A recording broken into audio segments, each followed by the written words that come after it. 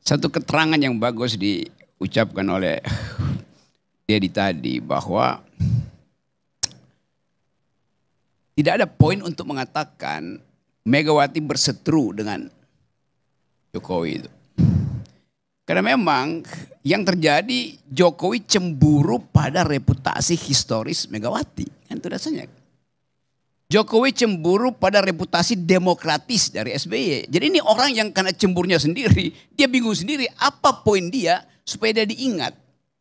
Apapun Ibu Mega akan diingat sebagai orang yang melawan Orde Baru.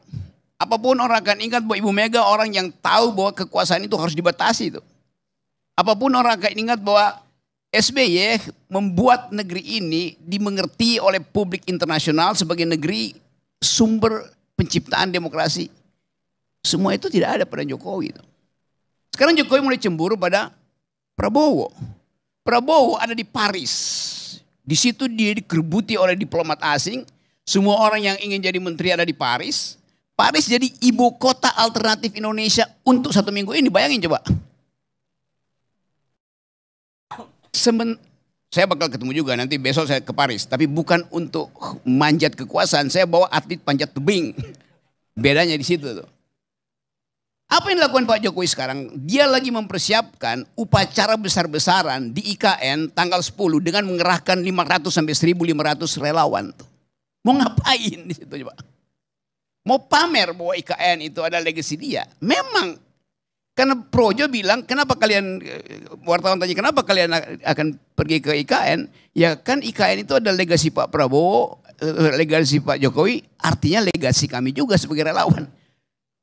Bayangin logika kekuasaan itu dipersempit sebagai upaya untuk pamer IKN dan menganggap itu legasi Jokowi artinya legasi dari buat relawan. Jadi bukan legasi buat bangsa memang.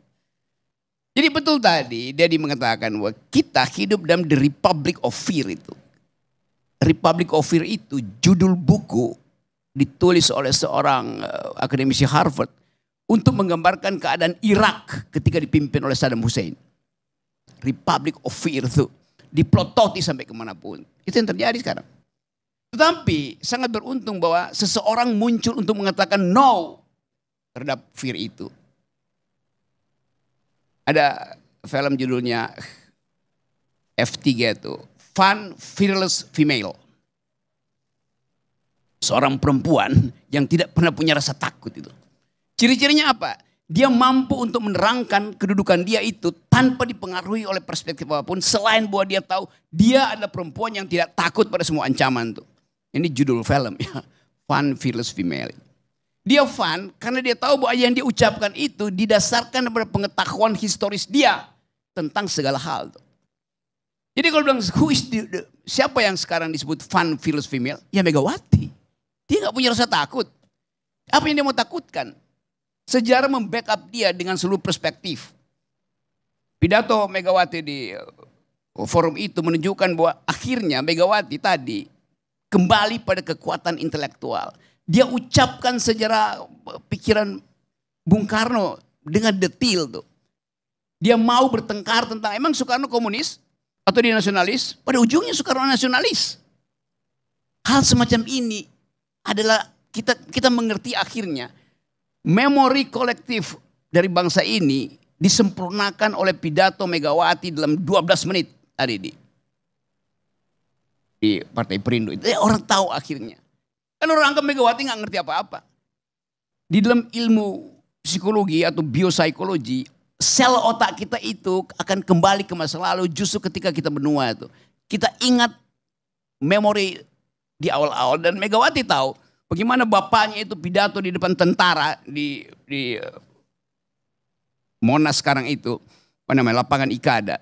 Suatu waktu Bung Karno berdiri di situ di acara Hari Angkatan Bersenjata. Bung Karno bilang begini, di belakang saya berdiri para jenderal, di depan saya ada rakyat. Dan saya mau terangkan pada kalian, jenderal di belakang saya, kalian adalah alat negara.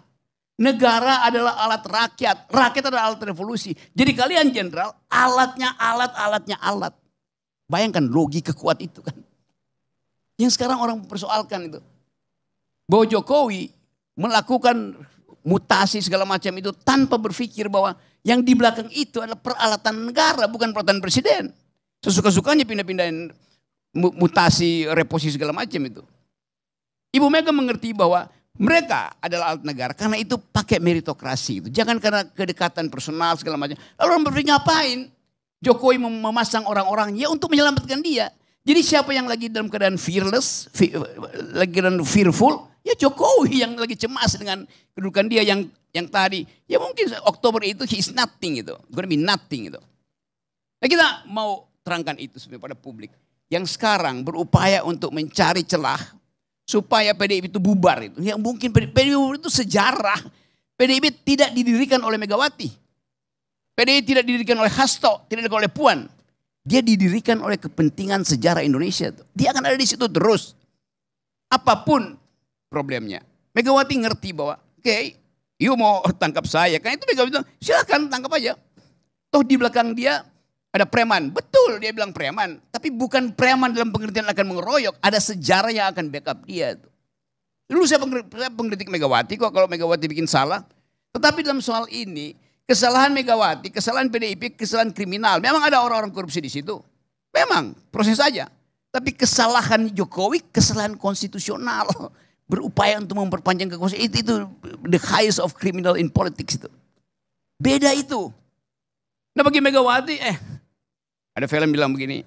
I know what you did in last summer itu.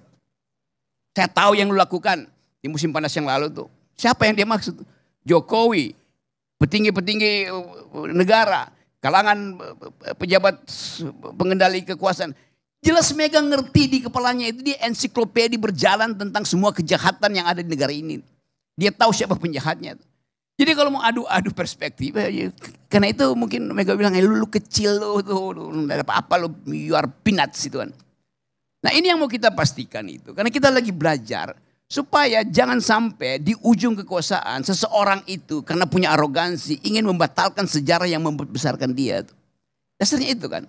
Satu waktu dalam sejarah mitologi Yunani ada seorang ibu dibunuh oleh anaknya karena ingin dipersembahkan kepalanya pada raja yang akan diabdikan berikutnya. Satu waktu anak itu bawa kepala ibunya di atas baki itu diserahkan ini. Ibu saya atas permintaan raja baru yang akan dia sembah oleh si anak yang punya ambisi ini. Dia tersandung di kaki istana anak itu. Kepala ibunya jatuh. Kepala yang udah jatuh pun masih bilang begini. Nak hati-hati ini tangganya berbahaya. Kepala ibunya yang dia penggal masih bisa bicara tuh.